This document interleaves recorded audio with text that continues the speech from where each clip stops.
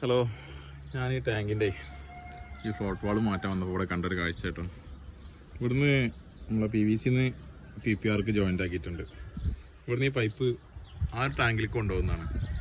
ആ ടാങ്കിൻ്റെ ഇന്നാണത്. അപ്പോൾ ഇവിടുന്ന് ജോയിൻ്റ് ആക്കിയിട്ട് ഇങ്ങനെ ഒന്ന് ഇവിടെ ഒരു എൽബോ ഇട്ടിട്ടുണ്ട്. ഇവിടുന്ന് ഈ പൈപ്പ് പോകുന്ന പോക്ക് നോക്കിക്കോളട്ടോ. ഒരു എസ് മോഡലിനെ വളച്ചിങ്ങനെ ഇട്ടിക്കണേ. എന്നിട്ട് ആ ടാങ്കിലേക്ക് കൊടുത്തിട്ടുണ്ട്. ഇതെന്താ ഇങ്ങനെ കൊടുത്തതിൻ്റെ ഉദ്ദേശം എന്താണെന്ന് മനസ്സിലായില്ല. വെള്ളത്തിൻ്റെ പ്രഷർ കുറക്കാനാണോ?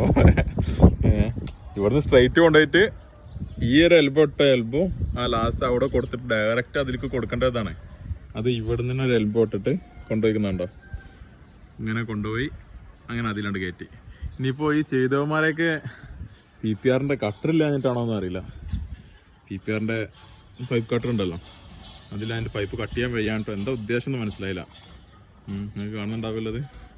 ഇങ്ങനെ വന്ന് ആ മോട്ടറിലേക്ക് അതിൽ കയറിക്കുന്നത്. ഇതെന്താ സംഭവം എന്ന് അറിയുന്നവരാരെങ്കിലും ഉണ്ടെങ്കിൽ ഒന്ന് കമൻറ്റ് ചെയ്യട്ടോ.